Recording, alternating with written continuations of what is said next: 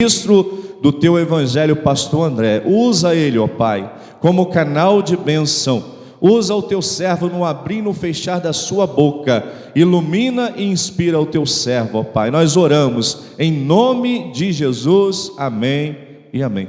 Pastor André, pode usar o púlpito. Obrigado.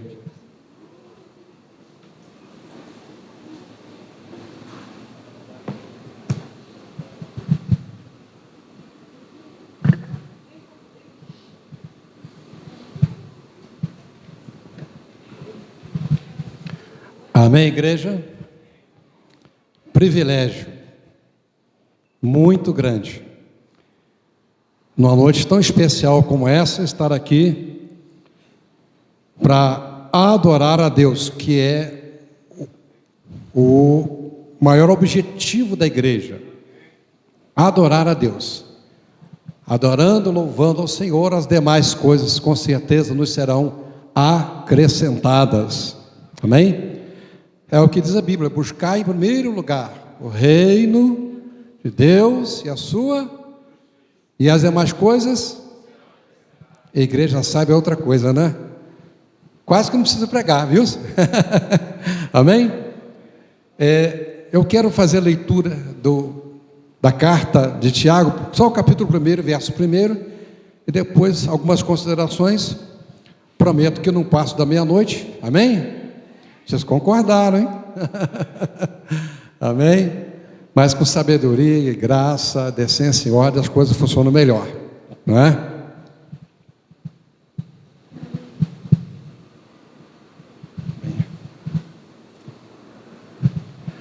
Amém? Tiago, o capítulo 1 e o versículo 1 diz assim: Tiago, servo de Deus e do Senhor Jesus Cristo, as 12 tribos que se encontram na dispersão, saudações. Amém? Podeis tomar os seus assentos? Glória a Deus. Que privilégio, que coisa boa estar aqui mais uma vez. Me sinto honrado, abençoado em poder estar com os irmãos, rever outros irmãos, como é o caso do Credenildo Couto Manhães, a sua esposa Neia, que nós tivemos sempre um contato especial, pessoa que nós aprendemos a amar e respeitar, sua família, e os demais que estão presentes aqui. Amém? Eu louvo a Deus pela vida de cada um dos irmãos. É um privilégio, é gostoso estar aqui para servir ao Senhor. E nesta noite, de forma breve, eu quero falar sobre a vida de Tiago.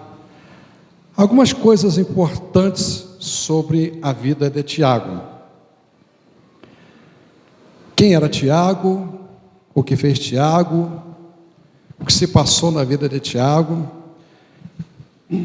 Tomei a liberdade de escrever algumas coisas. Pode ficar tranquilo, não vai passar de meia-noite não, viu? Queridos,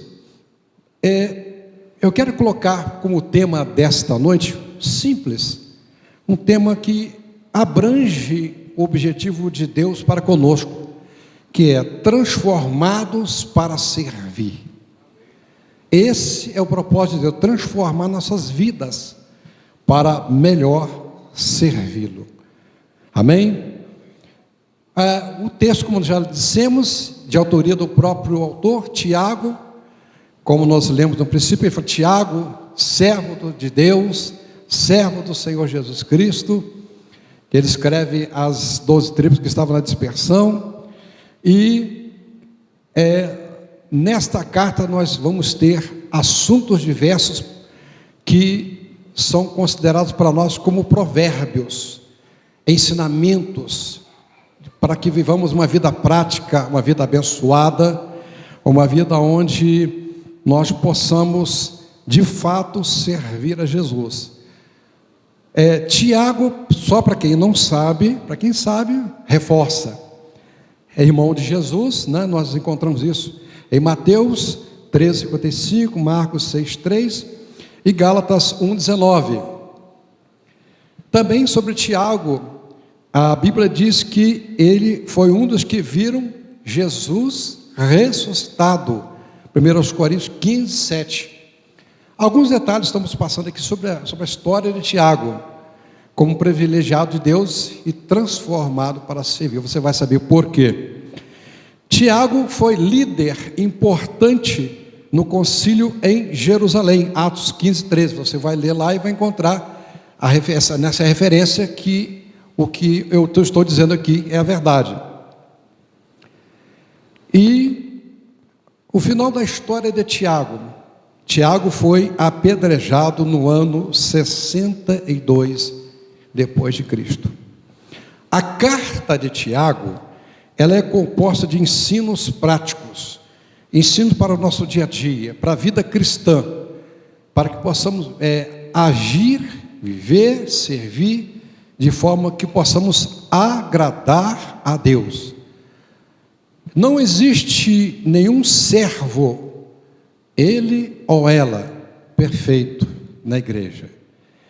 Mas Deus procura aqueles que se esforçam para servir melhor. Deus procura por aqueles que se interessam em buscar aprender mais de Deus e da sua palavra para servi-lo melhor. Portanto, a carta de Tiago, a epístola de Tiago, ela é considerada como um livro de provérbios. Assim, renomados escritores, estudiosos da Bíblia Sagrada afirmam. Uma pergunta que de início vem para todos nós: por que Tiago escreveu essa carta? Tudo que foi escrito por vontade de Deus, inspiração do Senhor, pelo Espírito Santo, objetivando trazer para nós ensinos. A Bíblia é um manual de instrução de Deus para nós. Quando você compra um determinado aparelho, você, via de regra, você vai encontrar dentro da embalagem, entre outras coisas, o tempo de garantia, vai encontrar ali a forma de usar corretamente, para que você possa desfrutar por mais tempo desse aparelho que você acabou de adquirir. E a Bíblia Sagrada para nós que fomos resgatados por Deus de uma vida errante, de uma vida torta, na maioria de nós fomos, e Deus traz para nós o livro de instruções, para que olhando, lendo e praticando, vivamos melhor e possamos glorificar o nome do Senhor. Então, Tiago escreve esta carta com objetivos tremendos, por coisas que aconteciam na igreja naquele determinado período em que ele escreve essa carta.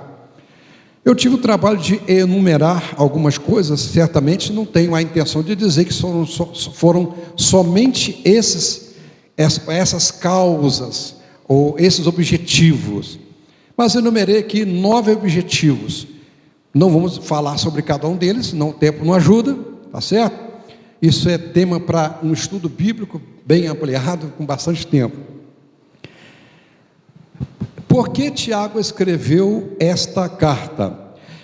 Ele escreveu porque, para quem ele escreveu, as pessoas que foram, para quem foi direcionada essa carta, eles estavam passando por provações. Se você ler Tiago detidamente, com toda a calma, você vai ver que era um momento de provação da igreja no momento.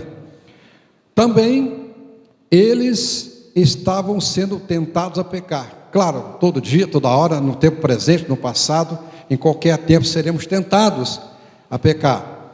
O que nos dá a condição de resistir é orar a Deus, ler a palavra, consagrar nossa vida a Deus para evitar o erro. Mas ninguém é perfeito, nenhum de nós pode dizer, nunca vou pecar, nunca vou errar. Mas a Bíblia diz que aquele que, se o homem cair até 7 vezes, o Senhor o levantará. Mas não é para brincar de cair. Se cair, não é uma condição. Também ele vai escrever essa carta porque alguns crentes, segundo o texto lá dentro da carta, eram humilhados por outros. E é difícil dizer o que eu vou dizer aqui agora, mas é necessário dizer. E outros, dentro do contexto para quem essa carta foi escrita, eram roubados pelas pessoas com situação financeira maior da época. Se você ler o texto, a carta todinha, você vai perceber isso aqui. Então havia essas coisas acontecendo dentro da igreja. Então, razões pelas quais Tiago foi orientado por Deus a escrever. Também ele escreveu porque alguns crentes estavam buscando posições da igreja. Será que isso acontece no tempo presente? Qual é a sua posição na igreja? A melhor posição nossa na igreja é de adorador, é de servo. O que Deus quiser fazer conosco, Ele faz segundo o seu propósito, né? Eu não busco posição, eu cheguei até aqui porque Deus quis. Se Deus não quisesse também, tudo certo, mas o mais importante para mim é servir ao Senhor.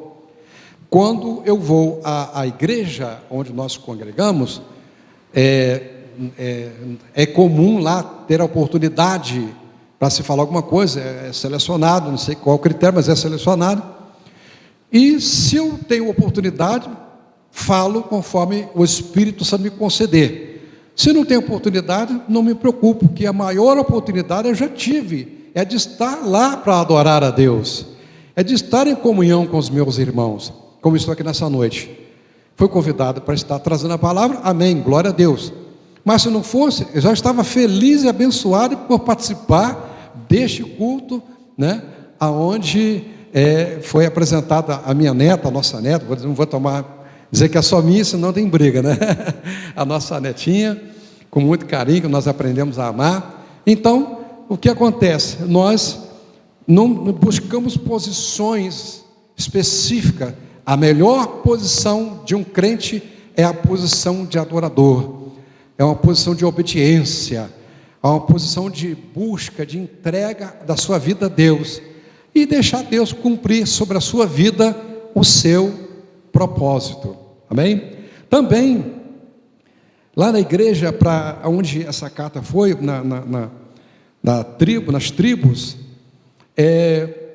estavam vivendo de forma errada, ou seja, viviam, mas não viviam o que pregavam. Não adianta, querido, eu estar aqui nesta noite falando sobre a carta de Tiago, ou qualquer outro texto que Deus nos dê para falar como pregação, e eu não viver. Não adianta eu tentar enganar os irmãos. Uma hora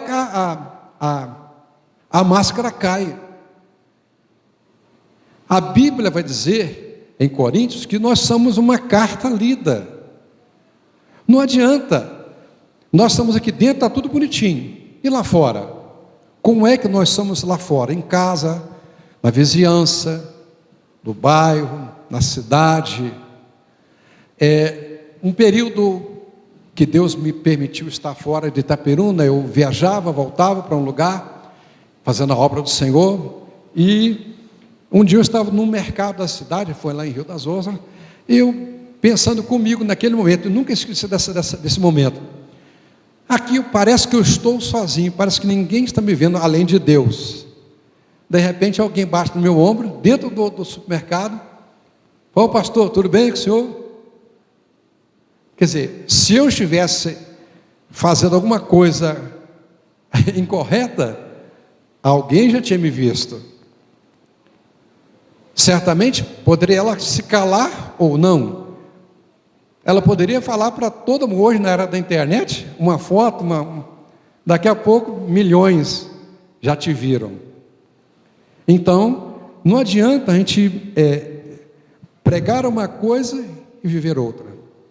Eu aprendi com pessoas bem mais à frente de nós, na questão da palavra, que eu tenho que ser eu mesmo, com a graça de Deus, debaixo da graça de Deus, vivendo pela graça de Deus.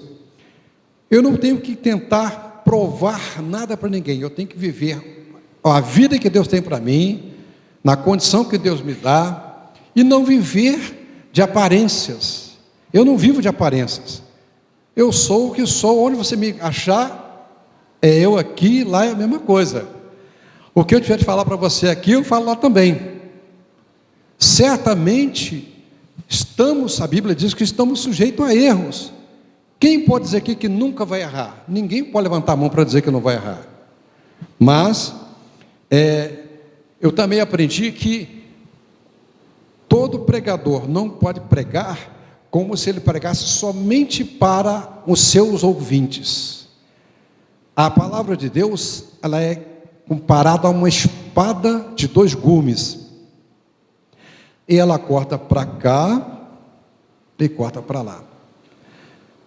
A mensagem serve primeiro para o pregador, ele ou ela, e também para a igreja. Portanto, quando eu prego, eu estou recebendo e estou transmitindo. Então, um dos objetivos dessa carta é evitar que as pessoas vivessem diferente do que pregavam, porque eles pregavam uma coisa e viviam diferente. Tinha que ser coerente. Se você prega isso, viva isso. Se você prega de uma forma correta e o que você crê naquilo, então viva de acordo com a pregação da palavra. Não pode ser ânimo dobre. Não pode pregar uma coisa e ver outra, porque uma hora a ficha cai, né? Também um dos motivos pelos quais essa carta, pelos quais essa carta foi escrita, é que estavam vivendo de forma mundana. Tinha muita gente dentro da igreja, dentro das tribos a quem essa carta foi dirigida, vivendo uma vida mundana, achando que Deus não estava vendo. Eu estou aqui na igreja hoje, domingo, um dia abençoado, e amanhã, onde eu estarei? Quem vai me ver? O que eu deverei fazer? Como será a minha vida lá, fora do holofote, fora da visão dos meus irmãos? Exatamente como eu já disse, eu posso, quem sabe, talvez, enganar os irmãos e a Deus. A Bíblia diz que os olhos do Senhor passam por toda a terra. Não há ninguém que escape do olhar de Deus, da visão de Deus. Isso sem dizer que Ele é onipresente, Ele está em todos os lugares ao mesmo tempo. Ninguém escapa do olhar de Deus. E não adianta, um dia, aquela situação que você achava que estava tudo certo, mas na verdade estava errada, vai vir à tona. A Bíblia diz que nada podemos contra a verdade, senão em favor da verdade. Também, essa carta foi escrita porque havia, dentre o povo para onde essa carta foi endereçada, pessoas que não dominavam a língua. Capítulo 3 vai dizer sobre isso. O perigo da língua. Há poder nas palavras que falamos. Nós, pais, tios, avós, obreiros do Senhor, temos autoridade e poder nas palavras. Todos nós, como servos, temos poder nas palavras. E você às vezes abre a boca para falar alguma coisa que é indevida, cuidado, porque depois da palavra ter saído da sua boca, não tem como recolher. É como você subir num prédio mais alto que você possa conhecer e levar lá contigo um travesseiro de penas de ganso. Lá você abre e solta. Eu quero você ver você recolher todas as penas que caíram lá daquela altura. Assim são as nossas palavras.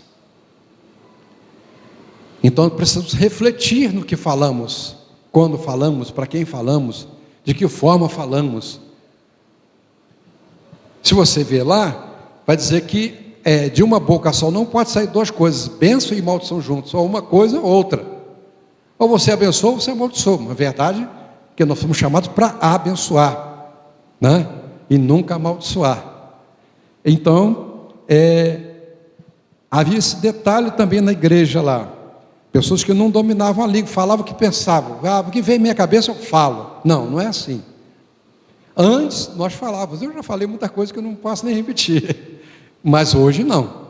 Hoje ainda pode até acontecer. Não sou melhor do que ninguém, mas a Bíblia diz que devemos orar e vigiar para nós não entrarmos em tentação. Jesus disse que o espírito está pronto, mas a carne é fraca. Muita oração, palavra, vigilância. E nesse versículo citado diz que orar e vigiar. Não, vigiar e orar. Vigilância e oração andam juntas, de mãos dadas, não podem ser separadas. Se eu vigia e não oro, eu não tenho comunhão com Deus. Se eu oro e não vigia, eu posso anular tudo que eu orei até então. Então, mais um motivo: outros se afastando do Senhor. Pessoas que talvez observassem o comportamento desses anteriores citados aqui, eu não quero ficar nessa igreja. Aqui o que eu vejo aqui não é condizente com o que se prega. O que eu vejo aqui não é justo. Eu quero ficar numa igreja onde há coerência. Prego uma coisa e vivo aquilo. Mas, infelizmente, pessoas saem da igreja, outros por fraquezas, e como disse Jesus lá em Mateus 13, sobre o semeador que saiu a semear, sabe-se lá que caminho era aquele, onde é que aquela semente caiu, né? Então, vai saber o motivo pelo qual estavam se afastando da presença do Senhor. E por último, eu numerei só 9, crentes vivendo em guerra entre si. Isso é pior ainda. Dentro da igreja, pessoas de pinimba, um com o outro. Queridos, nós somos uma só carne em Cristo Jesus. Assim como a Bíblia diz que o casal é uma só carne agora em Cristo Jesus, nós somos uma só carne em Cristo Jesus como irmãos, não é? Eu dependo de você, você depende de mim, e todos juntos dependemos do Senhor. Como é que eu posso viver em guerra com você, se eu preciso de você, se você é meu irmão e minha irmã? Eu posso discordar de alguma coisa que você diga, eu não sou obrigado a concordar com tudo que você diz, certamente você também não é obrigado a concordar com tudo que eu digo, mas a comunhão não pode ser perdida. Veja o que diz o Salmo 133: ó, quão bom e só ver que os irmãos vivam em... Eita, igreja abençoada. E o final desse salmo diz ali ordena o Senhor a bênção, aonde há unidade, aonde há comunhão. Se eu tenho confusão no lar, se eu tenho confusão na igreja, então eu não sou um servo, eu sou um separador, eu sou um destruidor. O próprio Senhor Jesus disse certa vez aos seus discípulos que se Satanás divide o reino dele, então não subsiste. Então, queridos, nós somos chamados para uma vida de comunhão. E aonde há comunhão, a igreja onde há comunhão, ela cresce, ela é abençoada e abençoadora. Igreja, querido, não precisa de grandes artifícios para se conquistar vidas. Quero dar um exemplo prático para que nós sempre possamos pensar nisso. Tiago, ou melhor, a carta escrita por Lucas, o livro de Atos dos Apóstolos, na verdade, o livro, no capítulo 2, versículo 42 ao 47, fala de como viviam os novos convertidos. Lê tudo lá com calma. No versículo 47 está escrito assim: e contava com a simpatia de todo o povo, e enquanto isso acrescentava o Senhor dia a dia o número dos que iam sendo salvos. A igreja tinha comunhão, tinha louvor, tinha palavra, a igreja era amiga, na medida do possível todos estavam juntos. Havia as refeições, na questão da época, eram tomadas juntas nas casas, de casa em casa. Os que tinham mais, vendiam parte de suas propriedades para distribuir entre aqueles que tinham menos ou não tinham nada, para que todos pudessem estar juntos, comunhão. E aí diz o texto, no versículo 47, que a igreja contava com a simpatia de todo o povo. Os de fora olhavam para o comportamento da igreja. Então, certamente, tocados pelo Espírito Santo, eles iam lá para as reuniões, viam essas coisas que acabamos de falar acontecendo no seio da igreja. Então eles queriam ficar lá, porque aí o mover do Espírito Santo na vida deles, já que a Bíblia diz que a conversão não é por força nem por violência, é pelo Espírito de Deus. Eu não convenço ninguém com essa pregação aqui, mas o Espírito Santo fala o teu coração e o meu. Então as pessoas iam chegando à igreja, iam entrando, iam recebendo Jesus como Salvador, e a igreja crescia em número, graça, porque assim fazia o Senhor. Quem dava crescimento à igreja? Eram os apóstolos? Eram as refeições que eram tomadas lá com alegria e singeleza de coração? Não, era o poder de Deus, o Espírito Santo. Deus é que acrescenta, Ele é que sabe buscar quem Ele quer. Claro que o propósito de Deus é salvar a todos, mas nem todos querem de fato a salvação. Tem pessoas de coração duro, mas Deus trabalha na vida dela. Então, queridos, pessoas dentro da comunidade que estava lá na dispersão, fazendo guerra entre si. Se isso acontece na igreja, a igreja divide, e aonde há divisão, não há o amor de Deus. Onde há divisão, não há crescimento. Quer crescer? Qualquer igreja, não estou falando para atingir ninguém, estou falando para dizer o que é igreja. Quer crescer? Unidade, comunhão, paz entre os irmãos, procurando, na medida do possível de cada um, ajudarem-se mutuamente. Aí vão ver o crescimento. Quando vocês menos esperarem, entra por aquela porta alguém que vocês já tinham orado, e, puxa vida, entrou e recebeu Jesus como Salvador. Por quê? Eles vão descobrir que aqui dentro há amor, que aqui dentro há comunhão, que a alegria, a palavra é pregada. Aqui ninguém prega por posição, nem para se vangloriar. A palavra é pregada objetivando mostrar o propósito de Deus para a vida humana, e não para a vanglória do pregador, seja ele quem for. Eu não acredito em nenhum pregador que convence o outro de alguma coisa. Nunca me convenceram. Quantas pessoas me cercaram quando eu estava fora da igreja? Nunca tiveram sucesso comigo, mas tinha gente orando pela minha vida, e Deus fez a obra que Ele queria fazer, e aqui estou para glorificar o nome do Senhor. Amém? Então, queridos, você já pensou uma igreja que tem todos esses problemas ao mesmo tempo? Que situação! Por isso a necessidade da carta ser escrita, para aconselhar, para orientar, para trazer regra de vida prática cristã para aqueles homens e mulheres que lá estavam. Amém? Outro detalhe importante da vida de Tiago, que como família de Jesus, ele é irmão de Jesus. Eu não sei se vocês já leram isso, eu já li e depois eu fiquei impressionado. Lá em João 7, de 2 a 5, diz que Tiago não cria em Jesus.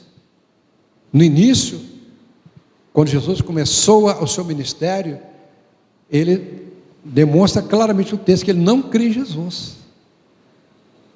Mas depois ele vai ser transformado, e vamos ver Tiago, quem ele é, e pela carta que escreve, quem realmente ele passou a ser. Então vejamos aqui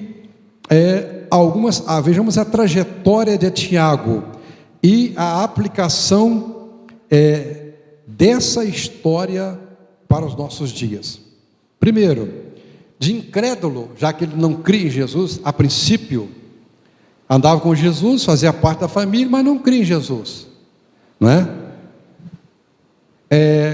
Ele era incrédulo até aquele momento, mas com certeza, irmãos, a observar o amor, a vida, o comportamento, o ensino, a morte e até a ressurreição, que ele presenciou isso, ele foi convencido pelo Espírito Santo sobre a necessidade de salvação. Então, de incrédulo a crente. Não houve forçação de barra, ninguém precisou laçá-lo, puxá-lo pelo braço, tentar convencê-lo com palavras meramente humanas. Ainda que eu pregasse para ele, alguém pregasse para ele, melhor dizendo, durante 20 anos, Quem convence o homem do pecado, da justiça e do juízo é o Espírito Santo. Então, ele não cria a princípio, mas ele observava Jesus no seu ministério, exatamente por tudo que eu falei aqui: o amor de Jesus, a vida de Jesus, como ela era, o comportamento do Senhor, o ensino dado pelo Senhor, depois a morte e a ressurreição. Então tudo isso veio para a memória dele como ensinamento, e o Espírito Santo dá o toque final, o toque especial, fazer ele entender que ele precisava de salvação, e agora ele passa a crer que Jesus Cristo não era apenas um homem, não era apenas o seu irmão, era seu Senhor, era seu Salvador. E em 2 Coríntios, capítulo 3, 2, já disse aqui no início, e vou repetir, porque coisas boas são para serem repetidas, não é? Diz lá o texto que nós somos uma carta lida e conhecida por todos. Onde quer que você estiver, você está sendo observado. Eu contei a história minha de estar num supermercado fora da cidade naquele período. Já aconteceu com você? Você está em um determinado lugar e você acha que você está sozinho ali, e alguém te fala: ô fulano, te reconhecer, te cumprimentar, e se você parece: não, aqui ninguém está me vendo, aqui não tem esse lugar que você não vai ser visto, não há esse lugar onde você não vai ser reconhecido. Queridos, todos nós estamos sendo observados. Por que nós estamos sendo observados? Nós somos observados pela nossa própria família, por aqueles que ainda não têm Jesus como Senhor Salvador. Eles nos observam para ver o quê? Se aquilo que dizemos que agora fazemos, que somos, é verdade. O André é crente agora, é mesmo? Deixa eu observar o dia a dia dele. E nós ainda temos na nossa família pessoas que ainda não são servos do Senhor, mas estamos observando, passo a passo, dia a dia. A nossa oração por eles é que um dia eles todos sejam alcançados pela graça bendita Salvador em Cristo Jesus. Também nossos vizinhos. Você acha que ao sair ou voltar da sua casa você não é observado por ninguém? Não tem alguém de uma determinada janela, quem sabe, olhando para você? Onde você passar no seu trabalho, você está trabalhando, mas certamente o lugar que você está, tem alguém que te observa. Você diz que é servo, você canta um cântico, aí você é crente? Sou. Aí a observação vai ser maior ainda. Aí o que você fala, o que você diz, o seu comportamento vai falar mais alto do que a sua pregação. As pessoas da cidade, enfim, você está sendo observado. Será que as pessoas vão querer vir para a igreja observando a minha vida? Será que as pessoas vão querer vir a Jesus olhando pela minha vida? Fala uma coisa que é para a tristeza do evangelho, que algumas vezes, infelizmente, a gente já ouvi alguém dizer para mim: eu não quero ser crente não, porque fulano faz isso. E você tem que engolir essa bucha, porque é verdade para alguns, infelizmente falando. Então, queridos, a pergunta que vem para nós nesse momento: o que estão lendo sobre nossas vidas? Pergunte para você mesmo: o que as pessoas que me conhecem estão lendo a respeito da minha vida? Haja visto que a Bíblia diz que nós somos novas criaturas, as coisas velhas já passaram, eis que tudo se fez novo, diz a Bíblia. Mas será que as pessoas estão vendo esse novo na minha e na sua vida? Não responda, você mesmo pense a respeito. Então, de incrédulo a crente, depois de crente a líder. Olha que coisa tremenda, que trajetória. Atos 15, 33. Ele lidera um concílio importante em Jerusalém. onde fica decidido pela igreja reunida lá, pelas lideranças, as 4 coisas mais importantes a serem feitas pela igreja. Você lê aí depois com calma, você vai ver lá que está escrito, não é? Em 1 Coríntios 15, 58 está escrito que o nosso trabalho no Senhor não é vão.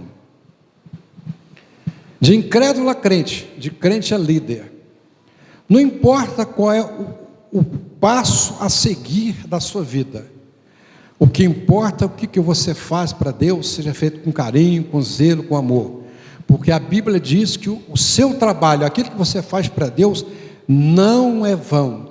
Há recompensa de Deus, pode ser aqui na terra e pode ser através dos galardões no céu, mas você não vai passar desapercebido de Deus nunca. E o Deus é obrigado a te recompensar? Não. E por que Ele faz? Primeiro, porque Ele é amor. Segundo, porque Deus não fica devendo nada para ninguém, né? E o ser humano é legalista. Nós poderíamos dizer para Deus: Senhor, eu fiz isto, eu fiz aquilo, e o Senhor não fez nada para me ajudar. Então, quando Deus faz algo para nós, como recompensa, é pelo amor dEle, é porque Ele é bom, é porque Ele tem poder, e que Ele não fica devendo nada a ninguém. Então vale a pena trabalhar para Deus com zelo, seja você um líder ou não importa o que você faça.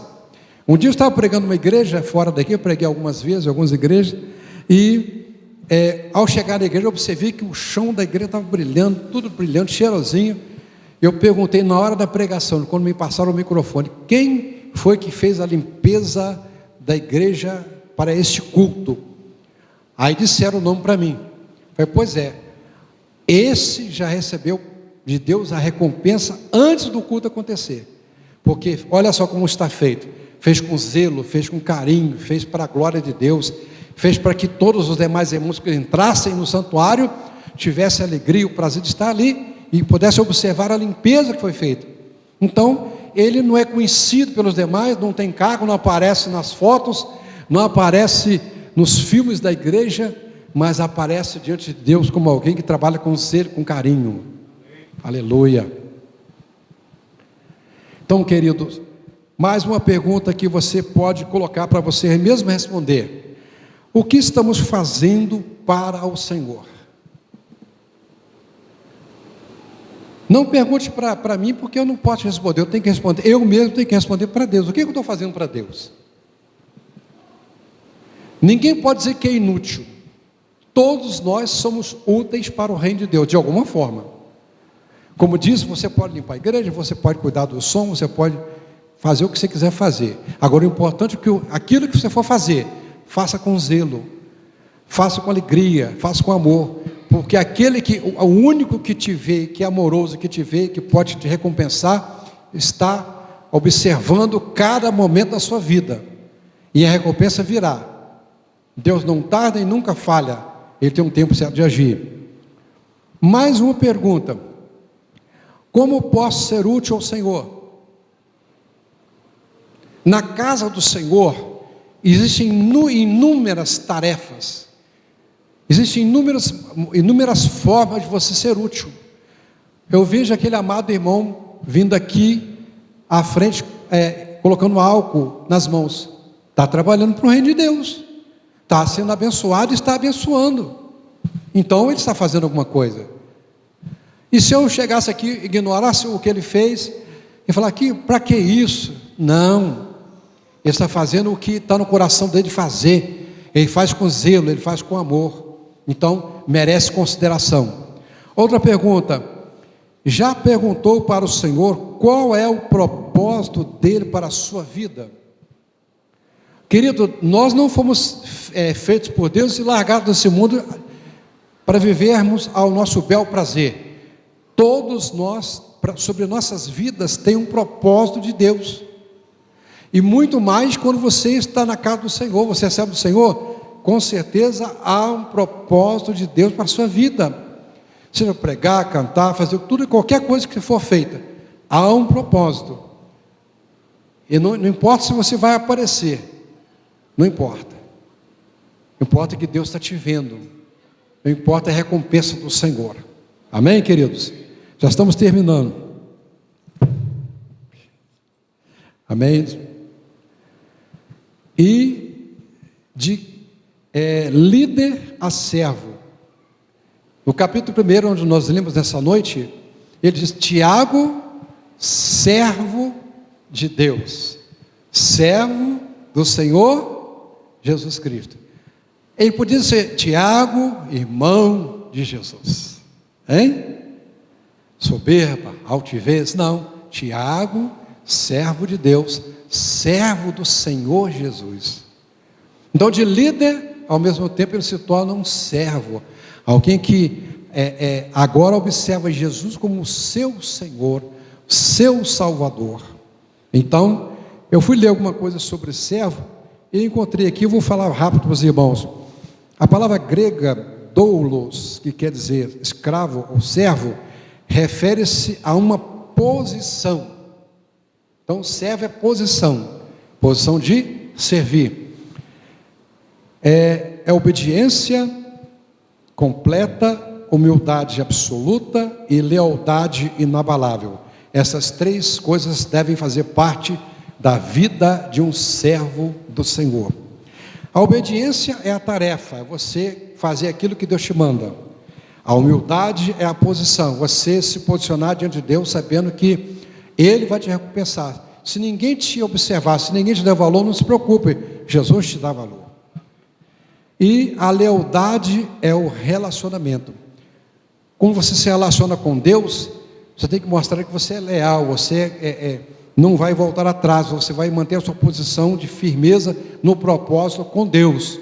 Quem volta atrás não é digno de Deus, não é? Se retroceder, diz Deus, a minha alma não se compraz na vida dele.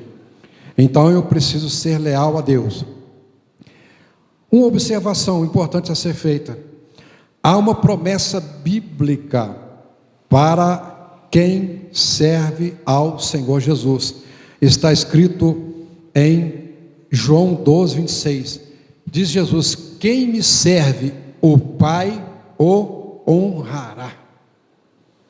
Então, se você se entende como servo, saiba que o Senhor te honrará.